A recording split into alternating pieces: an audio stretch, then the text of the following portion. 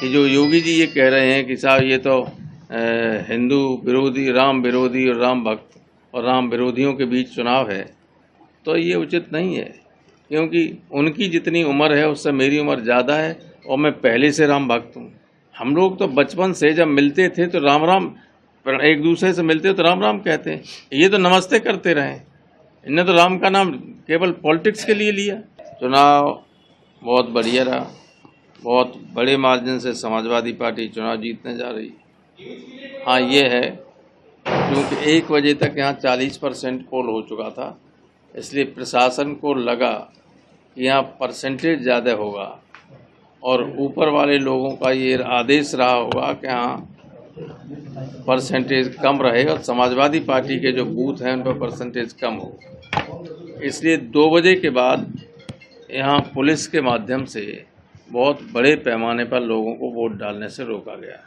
ख़ास तौर से जो पोलिंग स्टेशंस माइनॉरिटी की थीं और ओबीसी की थीं, उन पर कई जगह ज्यादती की गई।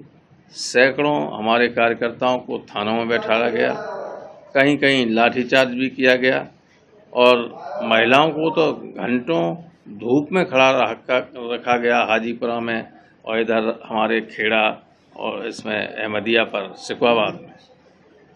तो लेकिन उसका असर पड़ा है, वोट का परसेंटेज थोड़ा कम हुआ, लेकिन जो विनिंग मार्जिन है हमारा तब भी बहुत बड़ा होगा, क्योंकि ऐसी सैकड़ों पोलिंग स्टेशन हैं जिन पर एक पोलिंग सेंटर पर बीजेपी 1,500 2,000 वोट से हारेगी। सर, कल कन्नौज में अखिलेश यादव भी मंदिर में गए थे, जैसे गंगा जल से धोया गया कुछ लोगों द्वारा।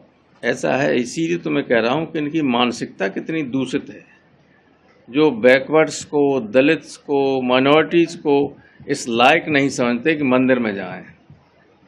तो 85% आबादी जिस देश की इन वर्गों की हो, वो अगर मंदिर में नहीं जा सकते तो फिर इसका कोई औचित्य भी नहीं। क्या मतलब है?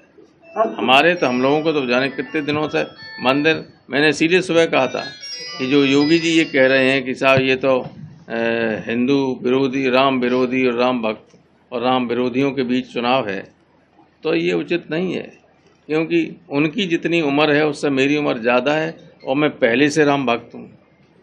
जो अपने को ठेकेदार समझते हैं राम भक्त का, उनसे ज़्यादा हम लोग तो बचपन से जब मिलते थे तो राम राम, एक दूसरे से मिलते तो राम राम कहते हैं, ये तो नमस्ते करते रहे। इन्हें तो राम का नाम केवल पॉलिटिक्स के लिए लिया। इनका क्या मतलब राम से? सर, तीसरे चरण में कितनी सीटें जीतने जा रहे हैं लोग? 10 सीटों में साहब। क्या तीसरे चरण में आज जो मतदान हुआ है लोकसभा की सीट है, आप उसमें कितनी सीटें जीतने? तो सारी सीटें जीतने जा रहे हैं, 1 सीट हो सकता है हार जा। सर, बदायूं में समाजवादी पार्टी के बस्ते फेंके गए ऐसा आरोप लगाया है। अरे सत्ता का दुरुपयोग कर रहे हैं। जब हारने लगती है कोई पार्टी तब बदहवास हो जाती है, विवेकहीन हो जाती है, मन चाहे तरीके से काम करना शुरू कर देती। वही इनका एक्शन था। सर, सुबह आपने एक बयान दिया था कि राम मंदिर यूजलेस है।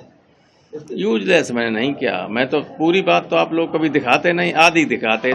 हम पे कोई फर्क नहीं पड़ता इन बातों का। मैं तो राम भक्त हूँ। अब मैं कुछ कहते रहो। अगर ऐसा है कि संतों ने, महात्माओं ने ही ये कहा कि वास्तु की दृष्टि से और उसकी दृष्टि से वो सही नहीं, कहा कि नहीं कोई आया जगतगुरु शंकराचार्य, तो फिर हमारे लिए क्यों करते हो ऐसी बात? क्या लगता है मैनपुरी में जिस तरह से यादव समाज को, बिल्कुल इतने धीरे कहो जो कान में न जाए बात। क्या लगता है यादव समाज को गालियां दी गई है, क्या कहेंगे मैनपुरी? वो छोड़, ऐसा है, हम कोई सामाजिक विद्वेष फैलाने वाला काम कर ही नहीं सकते हैं और न उस पर रिएक्शन दे सकते हैं। जनता ने रिएक्शन दे दिया है। साइकिल का बटन दबाकर जो गालियां दे रहे थे पूरे समाज को, उनको मिट्टी में मिला दिया, मिट्टी में।